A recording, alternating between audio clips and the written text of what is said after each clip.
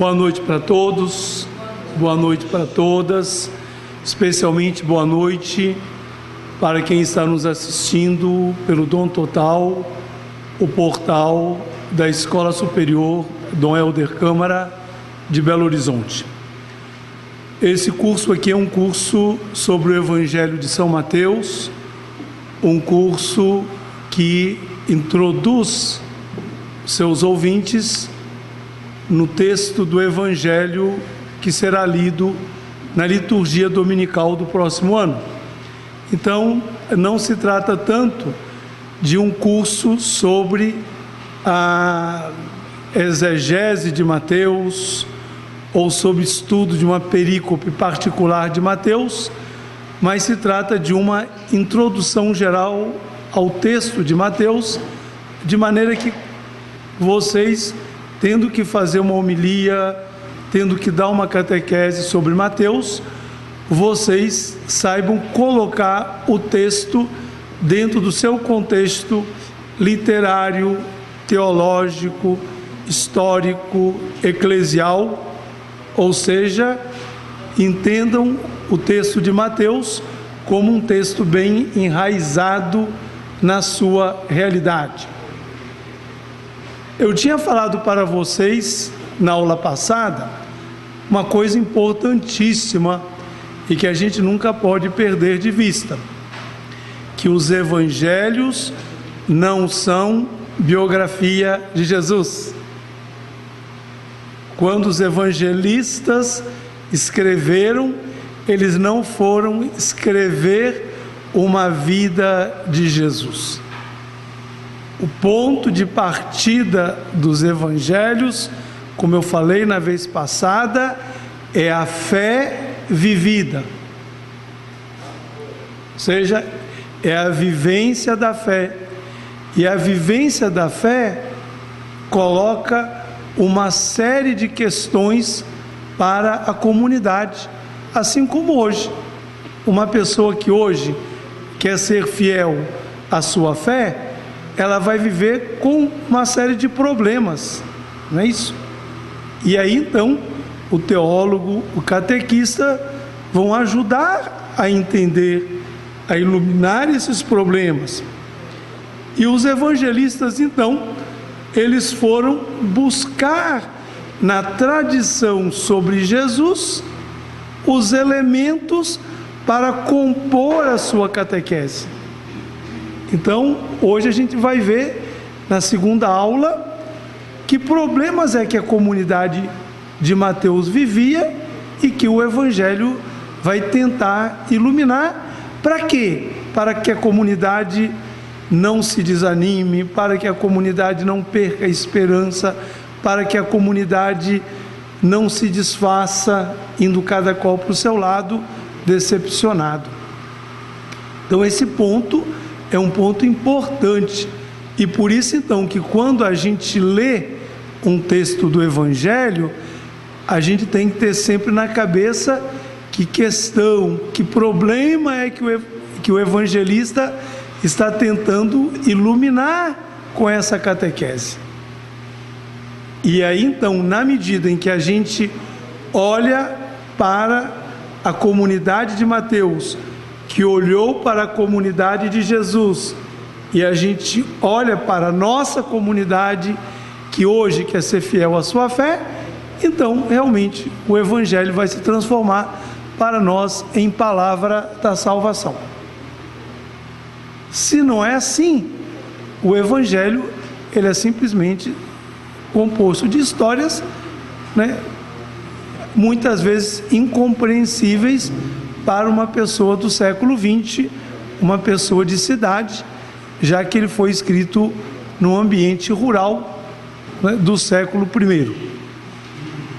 Então o ponto de hoje, eu coloquei lá, são 4 evangelhos, 4 catequeses, 4 cristologias, ou seja, 4 textos com 4 mensagens, e cada um deles apresenta um rosto de Jesus. Agora, isso aqui é importante, Porque se vocês, não sei se vocês se lembram, antigamente, né, se publicavam uns livros assim, 4 evangelhos em um. Vocês já viram um livro assim? Porque eles pensam, não, é tudo repetido, então vamos pegar daqui, vamos tirar dali, botar aqui. Isso é uma barbaridade. Isso é uma coisa sem pé nem cabeça. É porque uma pessoa que pensa assim, pensa que o evangelho é biografia de Jesus. E repetindo as cenas, é como se estivesse contando 2 vezes. Então pega uma vez só. Isso aqui é uma barbaridade, uma falta de respeito, né? É uma falta de respeito pelo texto e uma incompreensão do texto. Porque então cada evangelho tem a sua originalidade. E quanto mais a gente vai mergulhando nos evangelhos, a gente vai percebendo a originalidade deles. Agora, os ingredientes são os mesmos, não é isso? Se eu pegasse aqui uma série de tecidos e vocês fossem todos costureiros e costureiras e dissesse, agora vocês com esses tecidos que são iguais, vocês vão fazer peças de roupa. Vocês acham que todo mundo ia fazer igualzinho? Não. Então vocês iam ter o mesmo material, mas depois cada qual ia fazer uma roupa a partir da sua concepção, da sua habilidade, do seu interesse, da sua cultura, da sua religião. Pode ser, não é que uma pessoa que seja de uma religião muito severa ia fazer umas roupas com as mangas assim, né? Até aqui. Se outra que é de uma que não tem religião nenhuma, ia fazer tudo cheio de decotes, não é isso? Cheio de mangas. Agora, eu estou dizendo isso pelo seguinte, porque então os evangelistas, eles tiveram em mãos o mesmo material, mas depois eles organizaram uma catequese totalmente original. Então, cada evangelista escreveu uma obra original, preocupado com quem? E preocupado com o quê? Com a fé vivida da comunidade. É a mesma coisa. Se vocês forem fazer uma homilia, vocês não podem preparar uma homilia prescindindo da comunidade, não é isso? Então pode ser até que vocês vão apresentar as mesmas ideias, mas dependendo da comunidade, vocês vão organizar o pensamento de uma forma particular. Isso que aconteceu com os evangelhos. Agora, a gente percebe a originalidade dos evangelhos quando a gente faz aquilo que a gente chama um estudo sinótico. Quando a gente bota os evangelhos em colunas e a gente vai percebendo o que cada evangelista tem de mais, tem de menos, mudou, acrescentou. E então é vendo esses detalhes que a gente vai perceber a originalidade de cada evangelista. Assim, por exemplo, no Evangelho de Marcos fala da cura do homem de mão seca, certo? Então, por quê? Porque certamente a comunidade de Marcos ou a comunidade de Mateus, lendo esse texto, sabia do que se estava tratando. Mas Lucas, ele acrescenta que a mão curada era a mão direita. Então, certamente, ele colocou esse direita, porque a comunidade dele, colocando só curou a mão, não sabia que mão é que estava sendo curada. Agora, por que ele põe a mão direita? Porque a mão direita é a mão de fazer o bem. Então, esse milagre de curar a mão da pessoa significa o seguinte: o milagre de restituir à pessoa a capacidade de fazer o bem. Na visão deles, a mão direita é a mão de fazer o mal. A mão esquerda é a mão de fazer o mal, e a mão direita é a mão de fazer o bem. Não é tanto que nas línguas latinas, menos o português, a mão direita se chama a mão sinistra. A mão de esquerda, estou confundindo as mãos hoje, né? Eu só quero falar da direita. A mão esquerda se chama de sinistra. E quando então Lucas coloca que a mão direita que foi curada, significa que a comunidade dele precisava dessa ajuda para entender o milagre de Jesus. Então, quando você faz essa comparação entre os 4 evangelhos, é que você pode perceber a originalidade de cada um. Depois, um outro elemento importante é o seguinte: cada evangelista teve um plano de trabalho bem pensado e se pautou por ele. Ou seja, os evangelhos têm um começo, um meio e um fim. Ou seja, eles não são uma colcha de retalhos. E aí então, quando a pessoa começa a estudar os evangelhos, que vai entrando dentro da dinâmica literária, teológica dos evangelhos, então vai perceber qual é essa estrutura, que depois eu vou falar da estrutura do evangelho de Mateus. Ou seja, eles não organizam, eles não põem aquelas tradições sobre Jesus de qualquer maneira. Elas são bem organizadas, elas são bem alinhavadas.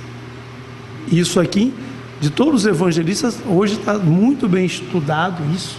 Está muito bem estudado a originalidade, o projeto de cada evangelista.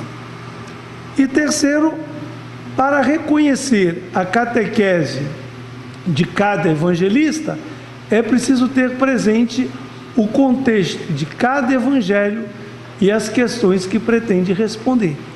Então, por trás de cada evangelho existem perguntas, que nós vamos ver quais são as perguntas que estão por trás do evangelho de São Mateus.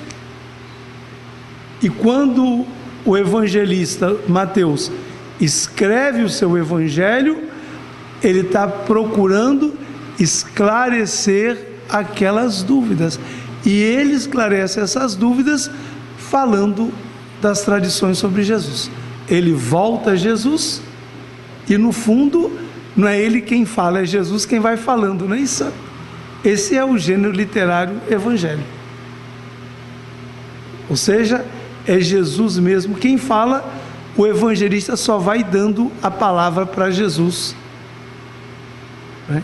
Ele só vai criando o espaço narrativo para Jesus intervir. Depois, algumas regras para a interpretação do evangelho. Então a gente não pode pegar o texto e ir lendo assim sem mais. Existem normas. E quando a gente pega o evangelho e não leva em consideração essas normas, em geral, a gente desvirtua o sentido do texto. Isso é uma coisa que eu sempre insisto com os meus alunos. A gente tem que ler o que está no texto e não o que está na nossa cabeça. Tem que entender o que está lá no texto. Isso é importante, porque muitas vezes a pessoa diz: não, mas a Bíblia disse. Não, você está dizendo que a Bíblia disse. Mas se você for analisar direitinho, você vai perceber que a Bíblia não está dizendo o que você está dizendo. É a mesma coisa desse tipo de gente que bota palavras na nossa boca, não é isso? Chega assim com a cara mais limpa: você falou, você não falei nada disso, mas você falou. Não, você está dizendo que eu disse, mas eu não falei. Com a Bíblia é a mesma coisa. Então, se a pessoa não tem regras, ela faz a Bíblia falar aquilo que não está falando. E esse é um grande problema na interpretação da Bíblia. Então, a primeira regra é: o texto deve ser lido no seu contexto, considerando a sua finalidade. Já falei isso para vocês. Todos os textos da Bíblia, do primeiro ao último, foram escritos com finalidades bem precisas. Nenhum texto da Bíblia foi escrito assim de forma gratuita. Em que sentido? Um dia o fulano estava lá, era um sábado, um domingo de tarde, né? Vou escrever umas coisinhas aqui, e depois o pessoal achou aquilo bonitinho e pegou aquilo e botou na Bíblia. Isso não existe. Todos os textos da Bíblia foram escritos em contexto de crise de fé, desde o primeiro até o último, desde o Gênesis até o Apocalipse. Não existe um texto bíblico que não tenha sido escrito em contexto de crise de fé. E se eles depois foram conservados e transmitidos, é porque eles são úteis para ajudar a gente a crescer na fé. E por isso a gente diz que a Bíblia é palavra de Deus, porque então a gente entende que com esses textos Deus está ajudando a gente a crescer na fé. Então esse ponto é um ponto fundamental. Texto no seu contexto, vendo a sua finalidade. Segundo, é preciso considerar o projeto literário de cada evangelista, cujo ponto de partida é a ressurreição de Jesus. Então, o ponto de partida da resposta do evangelista para a crise da comunidade é a fé na ressurreição. E aí então, quando eles vão falar, por exemplo, Mateus e Lucas, vão falar do nascimento de Jesus, eles já falam do nascimento de Jesus com a luz da ressurreição.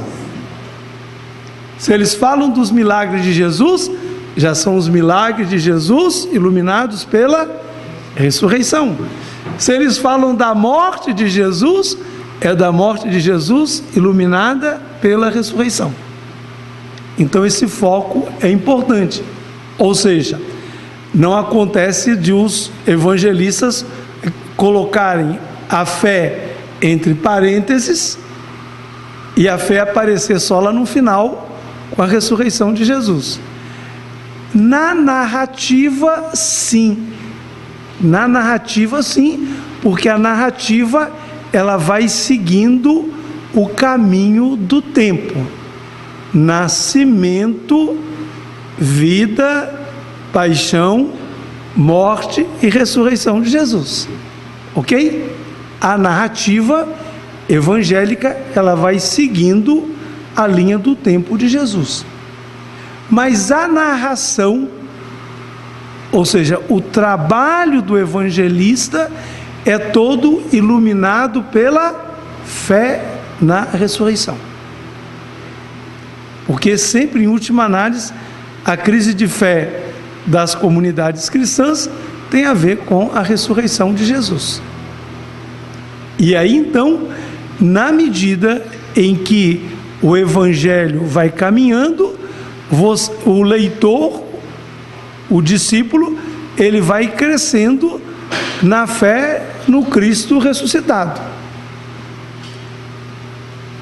Então, vamos dizer, o processo de leitura do texto evangélico é o processo também de descoberta do Cristo presente na nossa vida, presente na nossa comunidade e que vai ajudando a gente a fazer esse caminho de fé e de crescer na fé. Depois, uma outra regra importante é a seguinte: cada parte do Evangelho deve ser lida em relação com o conjunto do Evangelho. Frases soltas não têm sentido. E quando você pinça frases do Evangelho, você pode pensar uma frase e aquilo dizer exatamente o contrário do que está lá. Então, a gente tem que ler sempre, ter sempre diante de nós o conjunto do texto. E por isso, então, que muitas vezes, na própria homilia, fica difícil, porque cada domingo a gente tem um trechinho, não é isso? Quem foi à missa ontem, o texto era aquele texto maravilhoso lá, do tema da ressurreição, que na primeira missa que eu celebrei, era tanto barulho pela festa da vitória do Cruzeiro, que eu tive que ficar com a homilia pela metade, porque eu não consegui ir para frente de tanto barulho. Mas é um texto belíssimo aquele, belíssimo. Agora, mas só que para você entender aquele texto, você tem que compreender muitas coisas da cultura bíblica. Se não tiver esses dados, não entende. Não entende. Assim, por exemplo, quem eram os saduceus? Por que eles não acreditavam na ressurreição? O que eles entendiam por ressurreição? Por que ele contou aquela história da mulher que se casou com 7 homens? Por que Jesus dá aquela explicação? Por que aquilo era um problema naquela época? Então, o texto, ele não existe assim, solto no ar. Ele existe dentro do seu contexto literário, do seu contexto histórico, do seu contexto de fé.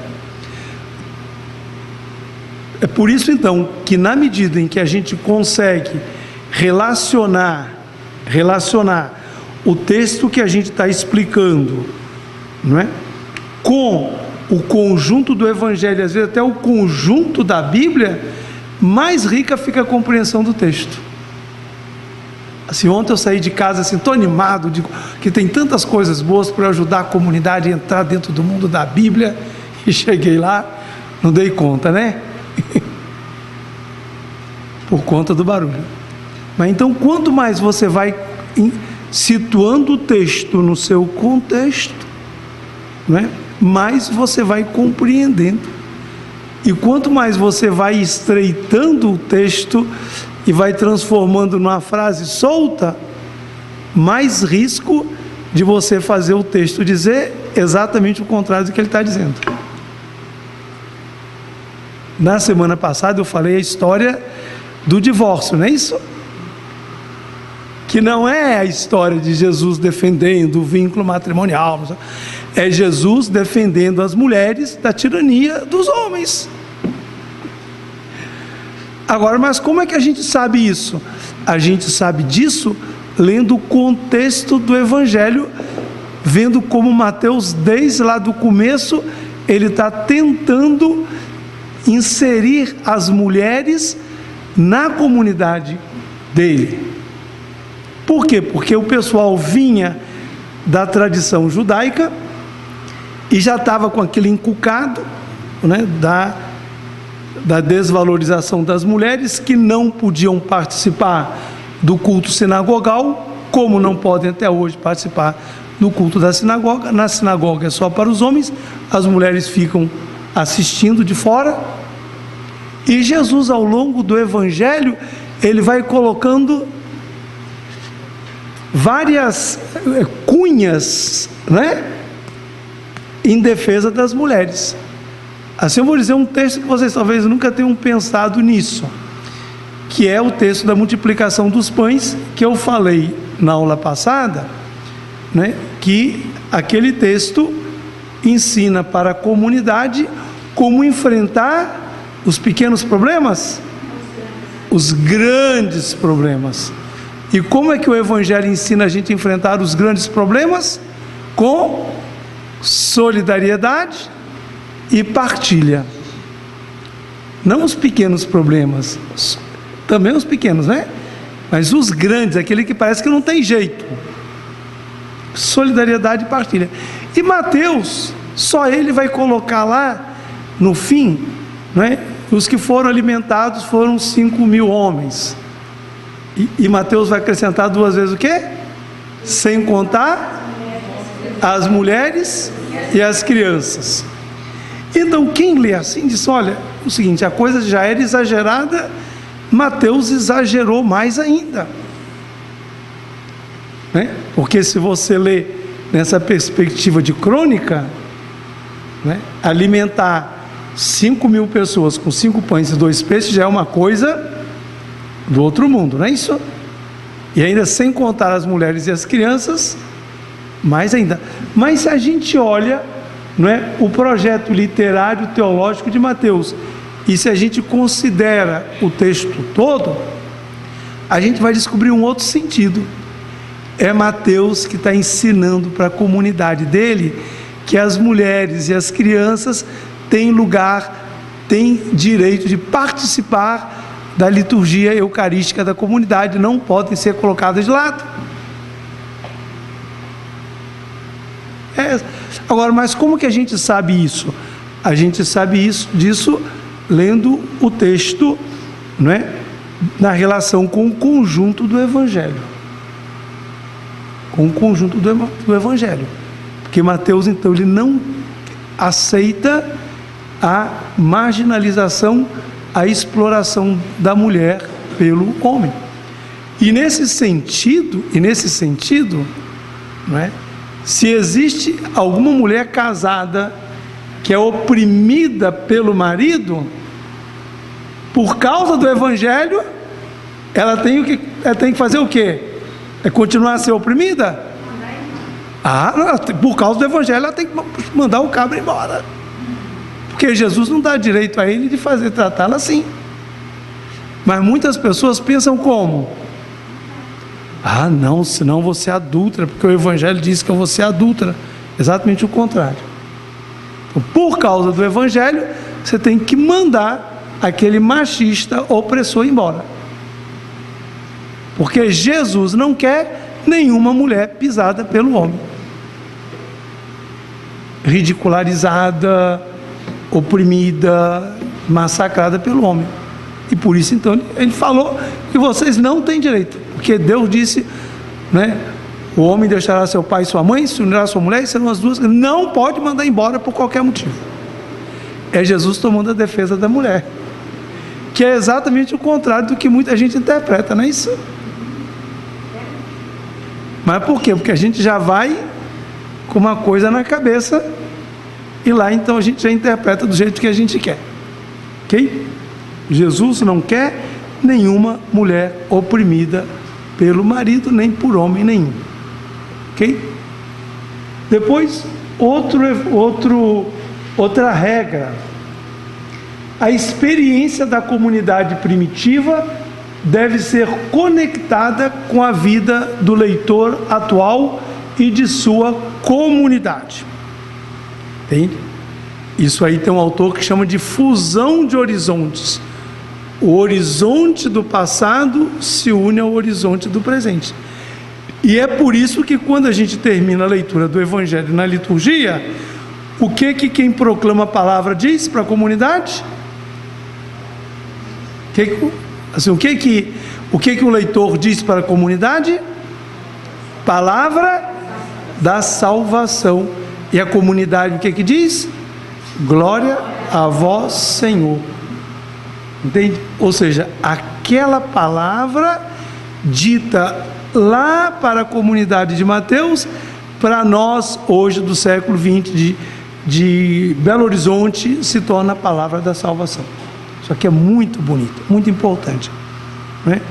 Ou seja, fala-se de Jesus para iluminar a fé, a vida da comunidade leitora do Evangelho. Entendeu? Quando o evangelista escreveu, ele não pensou na gente, ele pensou na comunidade dele. Tá certo? Ok? Então, é um texto que nasce na comunidade, para a comunidade, em vista da fé da comunidade. Agora, quanto mais se vive em comunidade, mais o Evangelho se torna significativo. Ou seja, quanto mais a gente está vivendo uma experiência comunitária, quanto mais a gente partilha o Evangelho nas comunidades, mais ele se torna significativo para nós. É claro que a gente pode ler o Evangelho individualmente, não pode? Pode. Eu posso ler o Evangelho individualmente. Isso não é pecado nenhum. Mas ele é muito mais rico quando eu partilho a leitura com os meus irmãos, minhas irmãs de comunidade. Por quê? Porque ele foi escrito para comunidade e para levantar a fé da comunidade. Então, a comunidade é o local apropriado, né? A comunidade é o lugar ideal para se ler e se interpretar o Evangelho. Isso aqui é um ponto fundamental. Agora, isso que eu estou dizendo é problemático hoje numa sociedade individualista, não é isso? Entende? Hoje cada um quer ter seu celular, sua televisão, seu não sei o que, seu... Né? Já foi o tempo que todo mundo se sentava diante da televisão para ver todo mundo junto, uma novela ou um filme, não é isso? Hoje em cada quarto das casas tem sua televisão, tem suas coisas, tem seus aparelhos, e não só isso, ainda bota aquilo lá para ninguém ouvir, fone de ouvido, entendeu? Então a sociedade de hoje, ela não ajuda, não incentiva a uma leitura comunitária. Mas quanto mais a gente faz a experiência de ler o Evangelho em comunidade, mais ele se torna rico de sentido para nós. Tá certo? Isso aqui é um ponto importante. Depois, uma outra coisa importante é o seguinte, que aí então é muito difícil para nós hoje, né? O sentido do texto está ligado à língua original em que foi escrito. Nem sempre as traduções dão conta do sentido original do texto bíblico.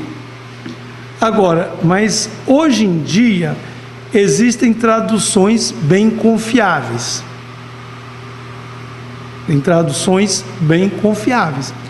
E por isso então, por exemplo, quando eu vou dar aula de Bíblia, eu peço para os meus alunos trazerem aquilo que a gente chama de edição crítica da Bíblia.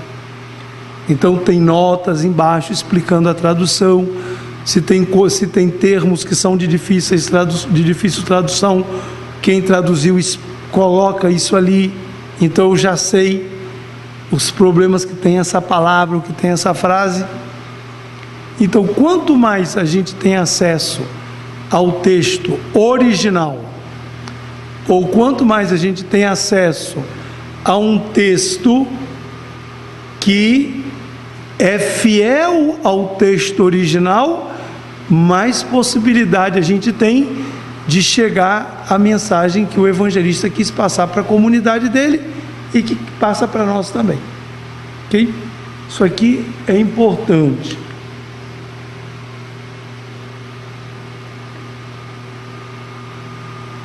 Então, para compreender o sentido dado pelo autor e não forçar o texto a dizer o que ele não diz, é necessário estar atento às palavras, frases e expressões com as quais o texto é tecido, para pensá-las a partir do contexto original e não a partir do nosso. Então, quando a gente lê o texto bíblico, a gente tem que estar prestando atenção em cada palavrinha, porque cada palavrinha é importante. E o Evangelho de Mateus é interessante, se eu digo para os meus alunos, que não tem nenhuma palavra de mais e nem de menos. Então, se ele escreveu dessa maneira, é porque tem um motivo para isso.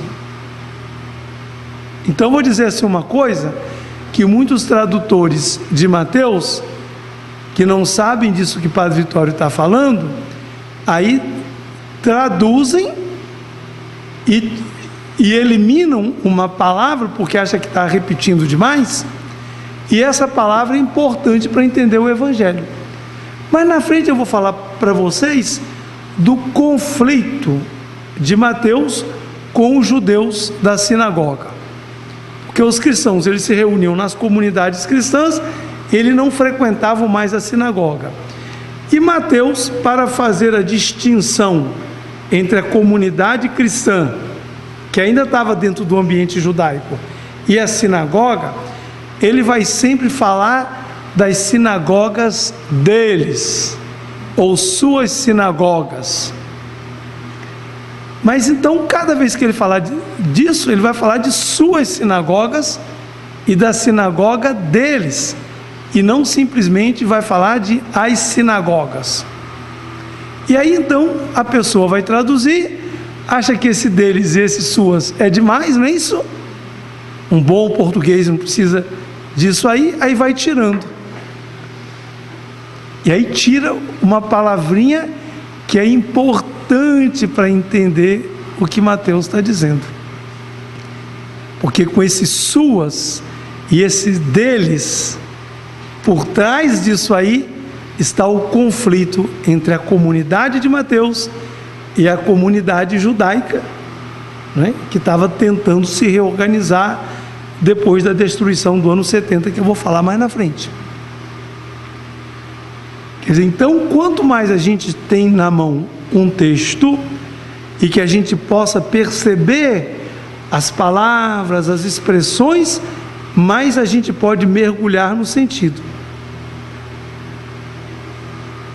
E quanto mais a gente pega um texto onde o tradutor traduziu do jeito que ele quis, sem essa responsabilidade diante de um texto tão importante, então a gente pode chegar, inclusive, a conclusões que vão na contramão do Evangelho.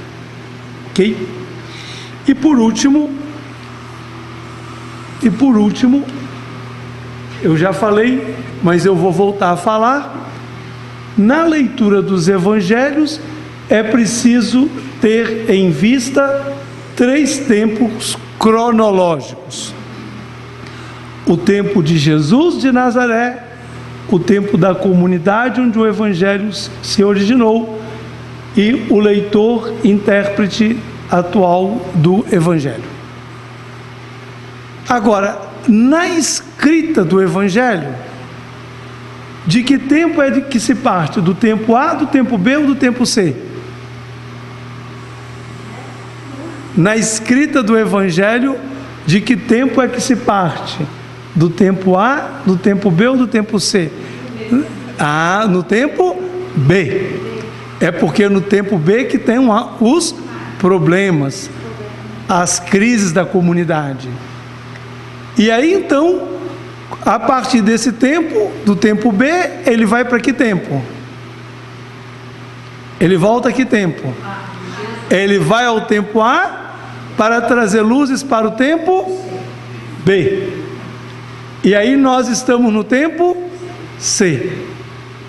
E aí então, quando nós vamos ler, a gente tem que considerar aqueles 2 tempos ali, que nem sempre é possível a gente distinguir, porque quando Jesus fala, o Jesus do tempo A está falando para os discípulos do tempo B. Dá para compreender isso que eu estou falando? Quando Jesus do Evangelho fala, né, ele está falando no tempo A para os discípulos do tempo B, e nós que somos do tempo C, vamos lá e abraçamos tudo isso e trazemos uma luz para a nossa vida. E nós hoje, não é, quando a gente lê o Evangelho, ou quando a gente está vivendo um problema de fé, a gente volta lá ao tempo A e ao tempo B, não é isso? Né? A gente volta lá ao tempo de Jesus, ao tempo da comunidade, e a gente traz uma luz para a nossa vida. E é isso que a gente não faz. Esse aqui é um dos problemas das comunidades. Então tem certas pessoas que são de dentro da igreja, mas que têm atitudes que são totalmente contrárias ao Evangelho. Totalmente contrário. A gente pergunta, mas como é possível que essa pessoa, que é de igreja, que é de comunidade, faz isso? Mas não é pelo fato de fazer, mas é pelo fato de não se dar conta de que aquilo é contrário ao Evangelho, de achar que está totalmente certa e de achar que não tem que mudar, que os outros é que estão errados. Agora, por quê? Aquilo que eu falei na aula passada, nós criamos um cristianismo sem Jesus. Ou seja, a gente não se dá o trabalho de ir lá, como fez Mateus, para perguntar o que luz Jesus traz para nós hoje. Que é o que a gente tem que fazer, não é isso? Que é isso que a gente não se dá o trabalho de fazer. E por isso, então, o fato da gente ter construído um cristianismo sem Jesus, onde aquilo que Jesus falou não tem a mínima importância. Entre o nosso tempo e o tempo de Jesus existe uma muralha, a gente não chega lá, porque para a gente chegar até Jesus, a gente tem que chegar até onde? Até os evangelhos, não é isso? Não é? Nós, enquanto cristãos, se a gente quer chegar a Jesus, a gente tem que chegar aos evangelhos. E aí então, esse ponto eu considero importante, né, que é essa questão: a gente não pode interpretar os evangelhos de qualquer forma. Existem regras, existem normas para isso, ok? Então agora nós vamos passar para a segunda aula.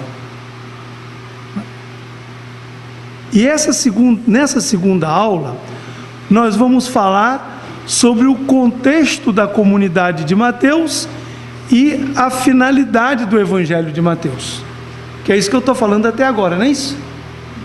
Então nós vamos mergulhar um pouquinho na comunidade de Mateus, né? E nós vamos mergulhar na finalidade do Evangelho. E a comunidade de Mateus, no contexto dela, era uma comunidade, o quê? Marginal e de resistência. Era uma comunidade marginal e de resistência.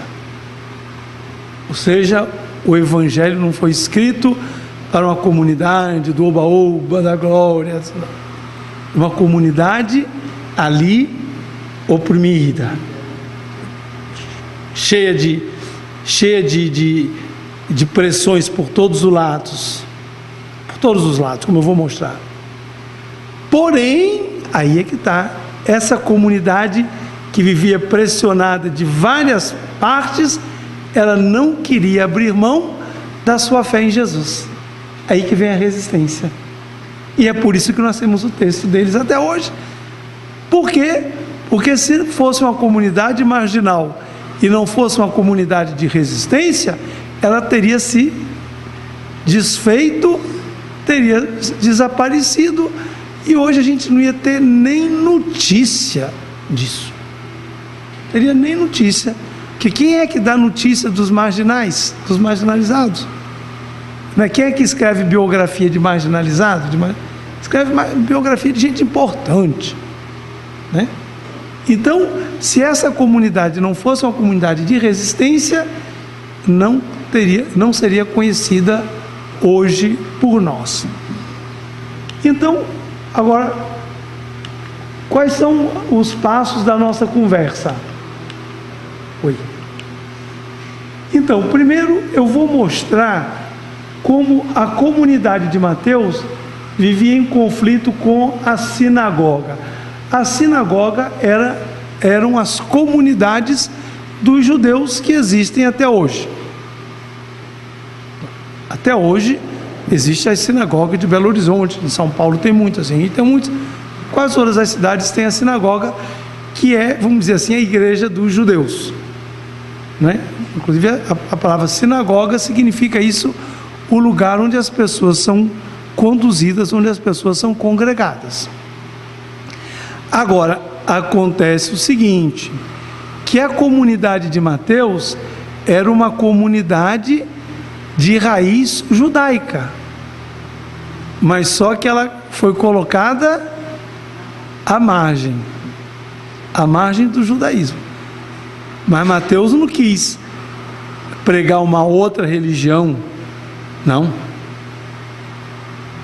E ele, né, e a comunidade dele resistiu enquanto pôde, até que chegou o momento onde a ruptura se consumou, onde a sinagoga não aceitava mais conviver com esses grupos de discípulos de Jesus. Então eles foram colocados para fora. Depois eu vou falar um pouquinho sobre isso. O segundo ponto é o conflito com o Império Romano. Porque o Império Romano era a potência que dominava o mundo naquela época. E dominava o mundo como? Com justiça, com respeito pelas pessoas? Hein? Vocês já viram esses filmes de época que representam o Império Romano?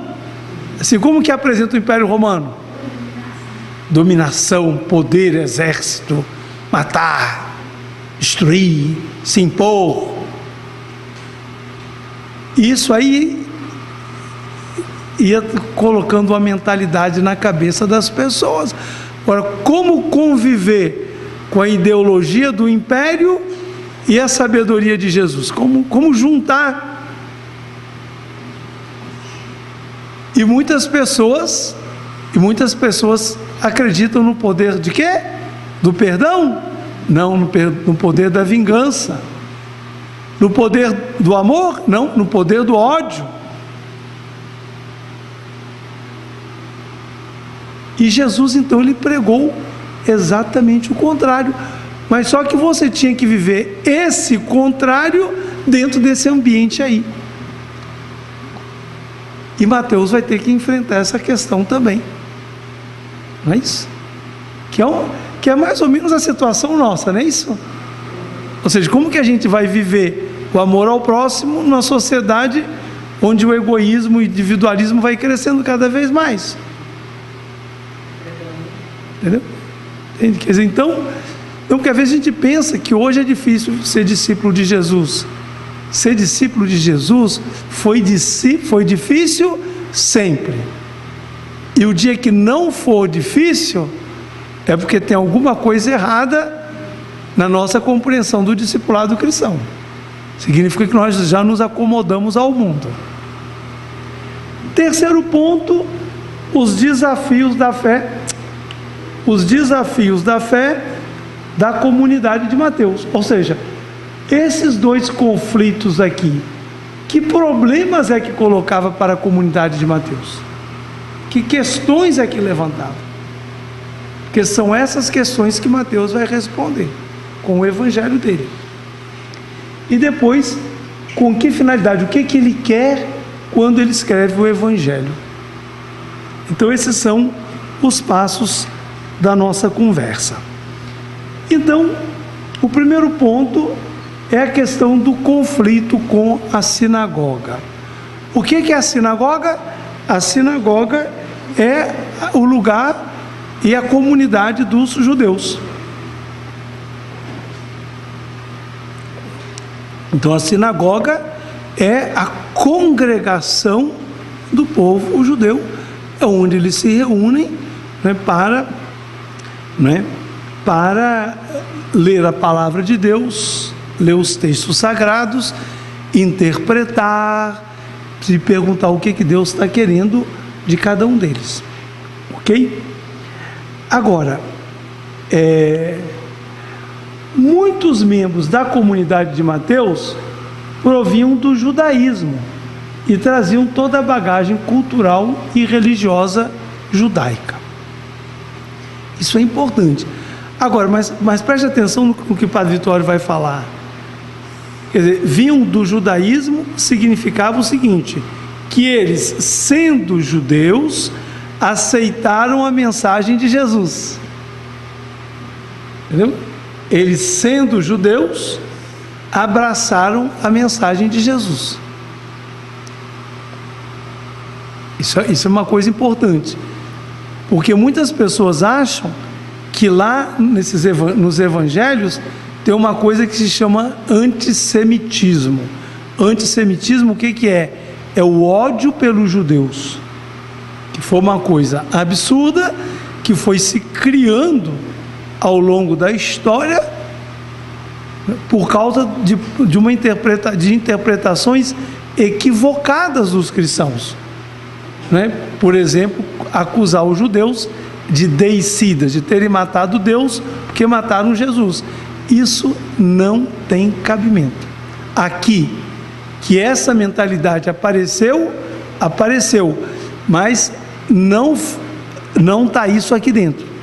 Está na cabeça de quem leu os textos evangélicos, fora do contexto, fora do projeto literário, teológico, fora da concepção teológica de Mateus. E aí tiraram do texto um antissemitismo que não está aqui. Foi uma coisa que aconteceu muito tempo depois, quando o cristianismo se tornou a religião do Império Romano, com Constantino e com Teodósio, e os cristãos se acharam no direito de pisar nos outros, e que é uma coisa que não deixaram de lado até hoje, tá certo? E que chegaram aqui no Brasil, mataram os índios, chegaram na América Latina, destruíram os grandes impérios da América Latina. Essa arrogância, mas isso não está lá no Evangelho, não. Está na cabeça de quem leu, entendeu? Por isso que quando eu falo isso aí, é o seguinte: são judeus, a maioria dos membros da comunidade de Mateus são judeus que se reuniam como judeus para pensar a partir do ensinamento de Jesus. E por isso então que o Evangelho de Mateus, depois juntamente com o Evangelho de João, ele vai ser o Evangelho onde tem mais referência ao Antigo Testamento. Depois eu vou explicar por quê. Mas já posso dizendo que é porque os leitores do Evangelho de Mateus tinham condições de entender. Então, se você pega Marcos e Lucas menos ainda referência ao Antigo Testamento, porque o pessoal da comunidade dele não tinha essa tradição, e aí então ele vai trabalhar menos com o Antigo Testamento. Mas Mateus, como tinha uma comunidade onde a grande maioria vinha dessa tradição, então ele tem essa possibilidade de usar toda essa riqueza da tradição judaica veterotestamentária para compreender a pessoa de Jesus. Eu vou voltar mais na frente. Ok. Então aqui se fala do local onde o Evangelho de Mateus foi escrito. Então aqui eu não vou me deter tanto nisso, mas hoje os estudiosos de Mateus, né, tendem a dizer que a comunidade onde foi escrito esse Evangelho se situava em Antioquia, na Síria, que era a capital do Império Romano do Oriente. Era grande a população de origem judaica. Por quê? Porque era uma cidade importante e muitos judeus, eles migravam tanto para Alexandria, no Egito, no delta do Nilo, onde tinha uma enorme colônia judaica, quanto para Antioquia, que era a Roma do Oriente, né, que está na atual Síria. E aí então eles montaram toda uma grande estrutura, né, militar, política, de logística, para garantir o limite oriental do Evangelho. Agora, então, aí havia uma grande população de origem judaica. Agora, nesses ambientes, né, que eram estrangeiros, porque o contexto todo era do Império Romano. E aí, então, essas comunidades judaicas, elas sobreviviam nesse contexto. E aí, então, as sinagogas funcionavam como uma espécie de centro comunitário, lugar de organização política, social, educacional e também cultural. Eu não coloquei assim, isso pressupondo a organização religiosa. Agora, por que eu estou dizendo isso? Né? Isso tem a ver com a comunidade de Mateus. Porque então a comunidade de Mateus, ela vai se conflitar com a liderança das sinagogas. E aí então qual é o resultado disso? Não é? A comunidade de Mateus, estando em atrito com a sinagoga, significava viver marginalizada, com sérias consequências políticas, sociais, econômicas, familiares e religiosas. Ou seja, optar por ser judeu cristão, ou seja, ser judeu nos moldes que Jesus ensinou, significava optar por viver uma vida totalmente insegura, totalmente incerta. Mais ou menos hoje aqui no Brasil é assim: você mora numa cidadezinha e você é da oposição ao político, da família que é a dona daquele lugar. Você pode até ser da oposição, mas depois você vai ter que comer o pão que o diabo assou com o rabo. Seus filhos não vão ter escola, se você ficar doente não vão te atender no hospital, não é? Se você tiver algum problema com a polícia vai baixar o pau em você. E se você fosse da situação, se tivesse votado no prefeito, tudo seria ótimo e lindo, não é isso? Então, a comunidade de Mateus era formada por pessoas que disseram: eu quero seguir Jesus. E dizendo isso, elas optaram por quê? Optaram por viver marginalizadas. Muito sério, né? E dependentes, né? E por isso então que vão ter que criar sistemas de mútua ajuda, né? Agora, de onde é que vem esses conflitos, né? Esses conflitos da comunidade de Mateus, que era de extração judaica, com a sinagoga, né? Então, isso vai começar com a guerra dos judeus contra os romanos, né?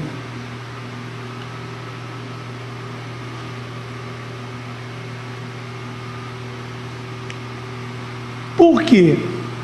Porque os judeus já não aguentavam mais a exploração, a tirania do poder opressor romano.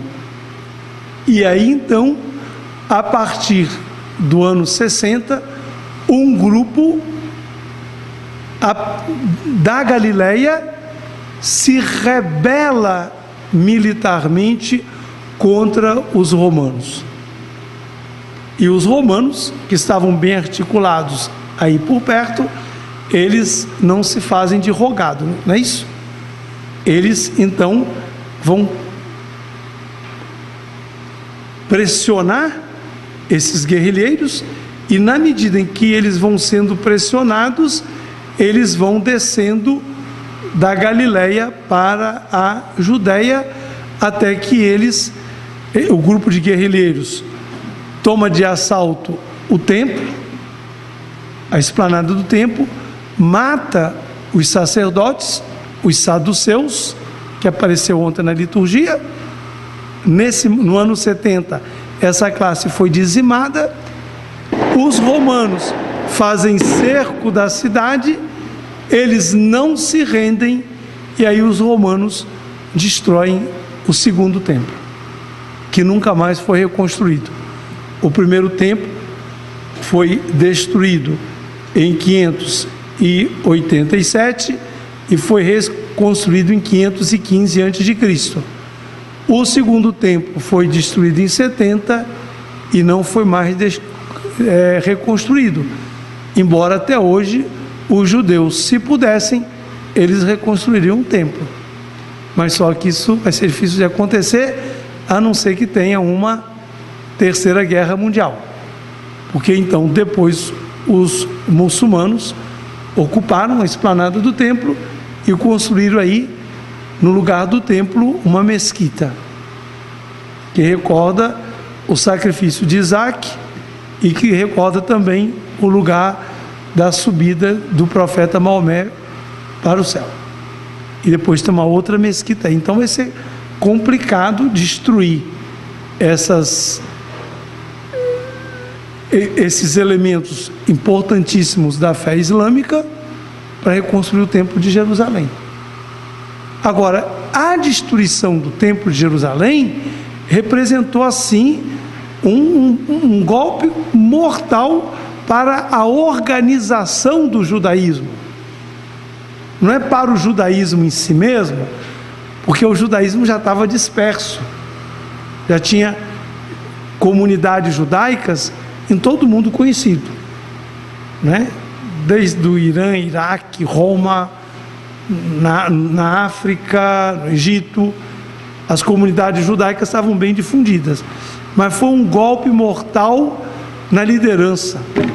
Seria mais ou menos, vamos dizer assim, se jogasse uma bomba e acabasse com o Vaticano, aí mataria o Papa, a Cúria Romana. Certamente as comunidades lá do interior iam continuar a celebrar a missa do mesmo jeito, não é isso? Tá? Mas ia aparecer o quê? Um grande problema, um grande vazio de liderança, né? Porque o Papa, ele funciona para nós como uma referência de unidade. Quem vai nomear o bispo? Quem é que vai isso? Quem é que vai aquilo? Como é que vai ser aquilo? E, quer dizer, então a destruição do templo foi um golpe mortal na cabeça do judaísmo, porque o templo para eles era tudo, né?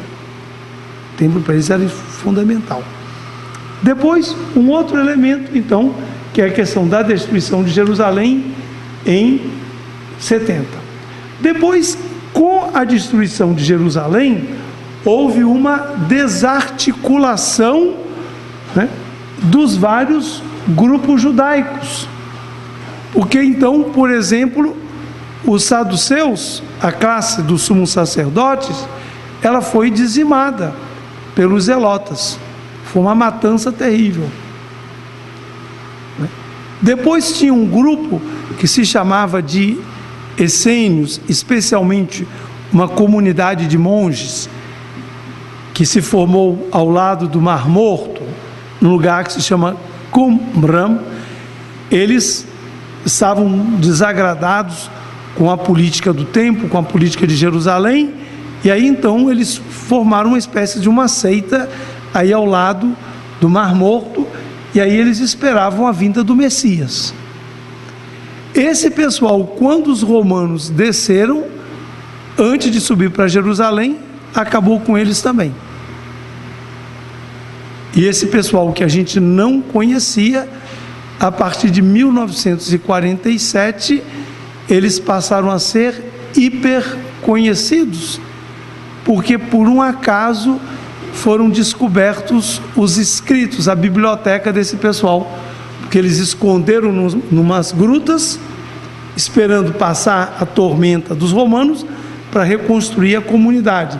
Como eles foram dizimados, esses documentos ficaram lá.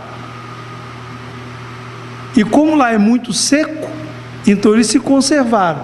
Não tinha umidade, é deserto. Em 1947, por um acaso, esses documentos começaram a ser descobertos. Eles foram descobertos e foram pesquisando em muitas outras grutas, e hoje esse grupo é super conhecido, mas desapareceu também. Depois também, quando os romanos tomaram de assalto Jerusalém, eles acabaram com os zelotas, que eram uma espécie de guerrilheiros, não é isso? Eram os zelosos da lei, da religião, mas eles pegavam em armas para defender a fé. Esses também foram dizimados. Os cristãos, a comunidade cristã de Jerusalém, quando percebeu essa situação, ela migrou para o outro lado do Jordão. Eles atravessaram o Jordão e ficaram num lugarzinho que se chama Pela, P-E-L-A, que é na atual Jordânia. E por isso os cristãos se salvaram. A comunidade cristã de Jerusalém disse assim: nós não temos nada a ver com isso. Fugiram. Eles foram para o outro lado, então eles se salvaram. E aí, então, depois da destruição, sobraram esses cristãos, que eram grupos dentro do judaísmo, e sobraram também os escribas e fariseus. Por quê? Porque os escribas e fariseus, eles estavam ligados às sinagogas. E aí, então, mesmo que o templo tenha sido destruído e a classe sacerdotal tenha sido dizimada, eles continuaram com a influência deles no país, no meio do povo. E aí só ficaram esses dois grupos. Então, acontece o seguinte: passada aquela dificuldade, os escribas e fariseus começaram um processo de reorganizar a religião judaica, que dá mais ou menos no judaísmo que a gente tem até hoje. E eles começaram a fazer isso a partir da ideia de uniformização. Eles uniformizaram os elementos da religião judaica, de maneira que quem quisesse ser judeu tinha que cantar por aquela cartilha. Se dá para compreender? Então, quem quisesse ser judeu tinha que cantar por aquela cartilha. Acontece o seguinte, que os cristãos não aceitavam. Agora, mas só que eles não queriam deixar de ser judeus, não, tá certo? Eles só queriam ser judeus do modo de Jesus, e não do modo como estava sendo apresentado. Eles queriam ter o modo deles de entender a lei como Jesus entendia, de viver em comunidade como Jesus falou, de celebrar a Eucaristia, etc, etc, etc. De ter muita atenção pelos pobres, de chamar Deus de Pai. E eles então não aceitaram esse movimento de restauração do judaísmo, que nem se chama propriamente, a gente chama de restauração, a gente chama de judaísmo formativo, ou seja, a tentativa de dar uma formatação ao judaísmo que não tinha até então. Que na Igreja Católica, de certo modo, correspondeu ao Concílio de Trento. Quer dizer, o Concílio de Trento foi a formatação da Igreja Católica. Botou tudo dentro dos mesmos padrões para tudo enquanto é canto. E que a gente não consegue se libertar disso até hoje, não é isso? Até hoje na nossa cabeça tem isso, ou vale para todo mundo ou não vale para ninguém. Mas isso é um equívoco. Depois, a recusa dos cristãos e a Birkat Haminim, a bênção dos hereges. Então acontece o seguinte, que os judeus até hoje, quando eles se levantam, não é, eles rezam as 18 bênçãos.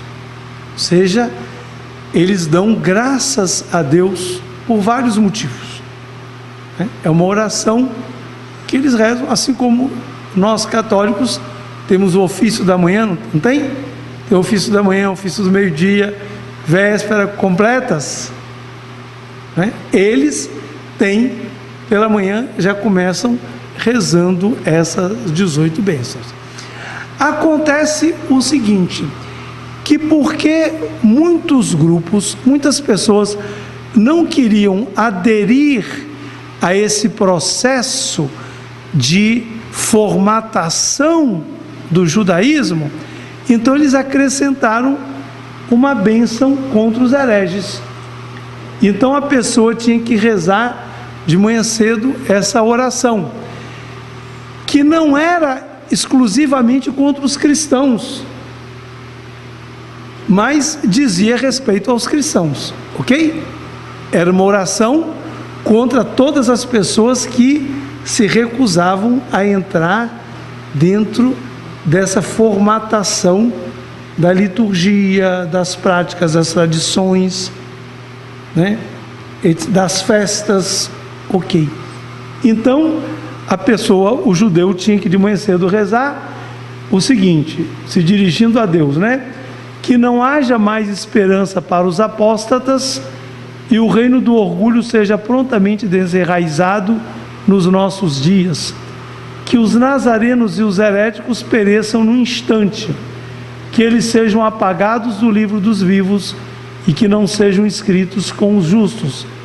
Bendito sejas tu, Adonai, que dobrais os orgulhosos. E aí os cristãos não queriam rezar isso, Tá? Agora, só que essa oração, ela já foi introduzida depois do Evangelho de Mateus. Ela já é do tempo do Evangelho de São João. Se vocês lerem o capítulo 9 de São João, o que tem no capítulo 9 de São João? A história do cego de nascença, não é isso? E aí então, nesse texto do Evangelho de Mateus, de João, ele vai usar pelo menos 3 vezes um verbo que só ele usa, que é o verbo expulsar da sinagoga, após-sinagogel, expulsar da sinagoga. E o cego de nascença, ele vai acabar vendo, não é isso? E aqueles que estão hostilizando vão acabar cegos. Mas só que ele vai ser expulso, não é isso? Ele é expulso da sinagoga. E ele fica solto no ar, aí ele encontra Jesus. Então, esse texto de Mateus 9, ele já foi... Esse texto de João, capítulo 9, ele foi escrito nesse contexto aqui, onde já não dava mais para segurar. E por isso, então, houve a ruptura, Os discípulos de Jesus formaram um grupo e os da sinagoga formaram seu grupo para lá. Mas não é que isso correspondia ao desejo de Jesus. Isso foram por circunstâncias. E depois, então, o que aconteceu? Aconteceu que os cristãos foram negando suas raízes judaicas. E foram olhando para os judeus com muito ódio, não é isso? E quantos judeus sofreram na história por causa de cristãos que atribuíam aos pobres coitados culpas que eles não tinham, tinha nada a ver, como se eles fossem assassinos de Jesus. E foi só a partir do Concílio Vaticano II, a partir do Concílio Vaticano II, é que essa mentalidade começou a ser questionada na nossa igreja. Ou seja, não tem muito tempo isso não, E na Sexta-feira Santa, quando a gente rezava, porque tem a prece a oração da igreja, não é isso? Depois da homilia, proclamação da paixão, a homilia, então a gente faz a oração da igreja, então a gente rezava pelos ímpios judeus. E aí então, com o Concílio Vaticano, tirou isso, porque é uma leitura deformada dos fatos. Então, a separação entre a igreja e a sinagoga aconteceu por motivos circunstanciais. E Jesus, quando ele falou, ele falava para todo mundo, para judeu e para não judeu, não é isso? E no final do evangelho dele, no final do evangelho de Mateus, o que Jesus diz?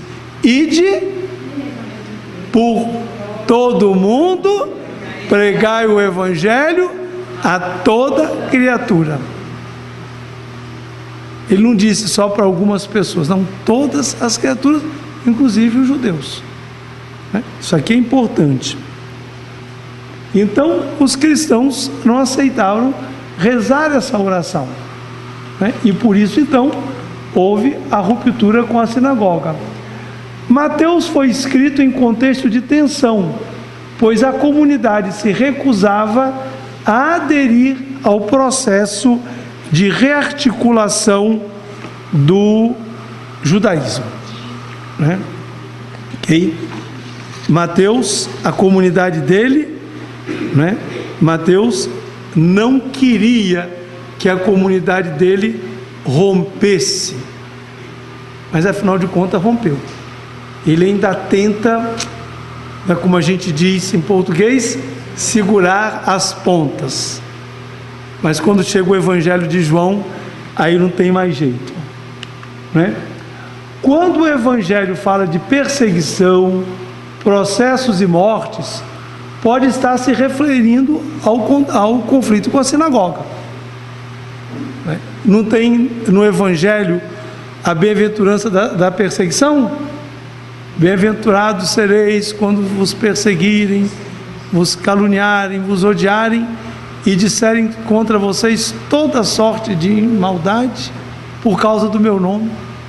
Agora, ele está falando do conflito que vinha dessa relação difícil com a sinagoga, ok? Então, traços do conflito de Jesus no Evangelho.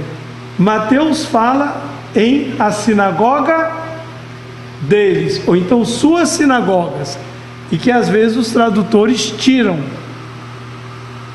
o pronome possessivo. E aí então tira uma coisa que é importante para Mateus. Significa o quê? Significa que Mateus está distinguindo entre a comunidade dele e a sinagoga onde os judeus se reúnem, a comunidade dos judeus. Ele está estabelecendo uma distinção entre uma coisa e outra. Mas acontece o seguinte, que ele não está negando as raízes judaicas da comunidade, está certo? Ele não está negando as raízes judaicas da comunidade, de jeito nenhum. Depois, uma outra coisa, no Evangelho de Mateus, os escribas e fariseus são apresentados de forma negativa. E qual é a grande característica negativa dos escribas e fariseus nos evangelhos, especialmente no Evangelho de Mateus? Eles são um bando de hipócritas. Por isso, então, eu sempre digo assim: nem todo fariseu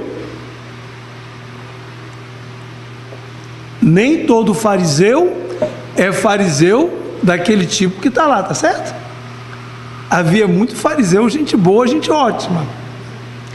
Aqueles que aparecem no Evangelho de Mateus são aqueles escribas e fariseus que encarnam esse grupo com o qual Mateus, no seu tempo, está em conflito, porque eles querem trazer a comunidade cristã lá para dentro da sinagoga. Deixa Jesus de lado, deixa a Eucaristia de lado, deixa esse modo de interpretar a lei de lado, vem para cá. E eles não querem.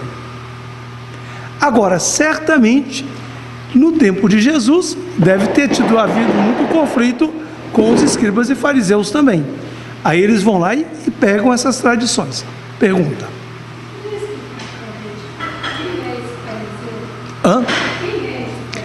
Então, os fariseus... Então, essa palavra fariseu é uma palavra que significa separado. São aquelas pessoas que por causa da religião acabaram se separando dos outros porque achavam que os outros eram pecadores e não estavam preocupados em cumprir a lei de Deus do jeito deles. Então eles formavam aquele grupo deles, entende? Uma espécie de elite religiosa. Então, a principal característica do farisaísmo era, vamos dizer, uma adesão irrestrita à lei de Moisés. Entende? Quer dizer, então eles buscavam praticar a lei de Moisés da forma mais estrita possível. E quem não fazia como eles desprezavam. E Jesus, nós vamos ver, ele, no Evangelho de Mateus, ele faz muita coisa que irrita esse pessoal. Por exemplo, uma coisa que irritava muito, que Jesus fazia em dia de sábado, coisa que não podia fazer. E Jesus, que se apresentava como um rabi, como que é possível que um rabi dê um mau testemunho desse jeito? Ou então, o fato de Jesus não seguir as tradições do povo. Por exemplo, a tradição de lavar as mãos antes de comer. Porque para eles tudo era motivo de impureza, não é isso? Qualquer coisa, então, sempre tinha que lavar a mão, lavar a mão, lavar a mão, lavar a mão. E os discípulos de Jesus comiam, não lavavam a mão, não estava nem aí. Depois, eles eram pessoas assim, que tinham um grande desprezo com aqueles que a religião considerava pecadores. Os escribas, os escribas não, os publicanos, os cobradores de impostos, né? Depois também os doentes, porque eles entendiam que os doentes eram doentes porque eram castigados por Deus. E Jesus, ele convivia com quem? Exatamente com essas pessoas que eram desprezadas por essa elite religiosa. Então, já no tempo de Jesus, certamente já deve ter tido muito atrito. Hoje não acontece a mesma coisa? Hein? Aqueles padres, aqueles leigos legalistas, aqueles pastores legalistas, que se você faz uma coisinha assim, que não está dentro dos conformes, hein? E a gente tem que viver em atrito com a gente, porque a gente não pode aceitar. Aquelas pessoas do não pode, é pecado, não sei o quê, não é? Então essas pessoas que não aceitam quem vive a religião com a liberdade que Jesus nos dá, de buscar a vontade de Deus. Então, esses atritos, já no tempo de Jesus, com toda certeza aconteciam, e Mateus, então, ele vai lá pegar essas tradições do tempo de Jesus e vai reler para a comunidade dele, né? Ou seja, os atritos do passado são os atritos do presente também. Agora, Mateus, então, vai dizer que a justiça dos discípulos deve ser superior à dos escribas e dos fariseus. O que é a justiça aqui? É o modo de proceder segundo a vontade de Deus. Ou seja, o modo de proceder segundo a vontade de Deus por parte dos discípulos do reino deve ser superior àquela dos escribas e fariseus. Por quê? Porque os escribas e fariseus, eles se guiavam pelo que estava escrito na letra da lei. E o discípulo de Jesus seguia pelo espírito da lei. Vocês sabem distinguir entre espírito da lei e a letra da lei? Hein?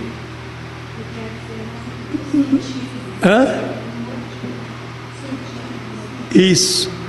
Assim, por exemplo, se eu ponho aqui na parede, eu mando colocar aqui na parede, favor não encostar o pé na parede. Tá certo? Aí está escrito, favor não encostar o pé na parede. Mas aí a pessoa realmente não encosta o pé na parede, mas joga lixo no chão, deixa as carteiras todas bagunçadas, suja tudo, mas não colocou o pé na parede. Essa pessoa, ela cumpriu aquilo que estava lá?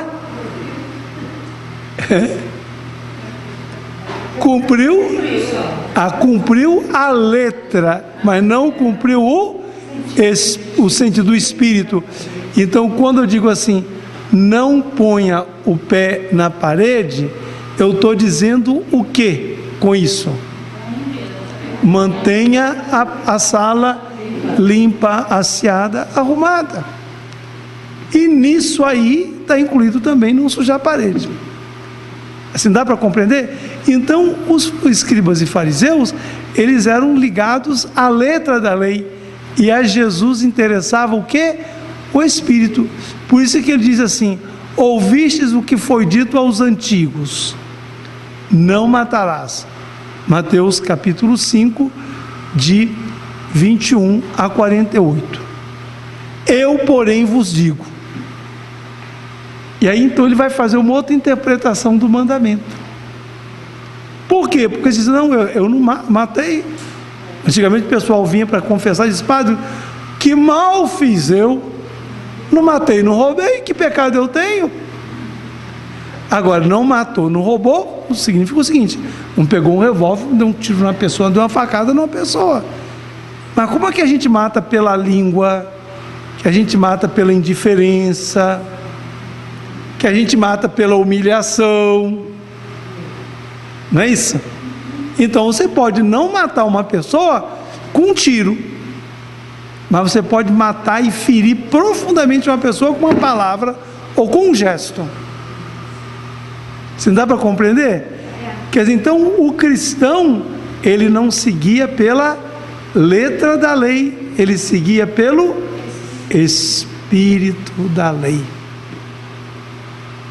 Quer perguntar, Flávia? Eu ia comentar que eu estou percebendo, então assim, a gente pode olhar para o Evangelho não como uma cartilha pronta para toda situação, primeiro que a vida ela se revela no grande ineditismo, né? E ela tem esse espírito, então. Isso é. E aí eu vejo hoje, né, padre, como a gente tem medo da liberdade, né? A gente se acha condenados à liberdade quando preferimos então uma cartilha, porque é muito mais exigente, né, corresponder a esse espírito na liberdade, né? Isso.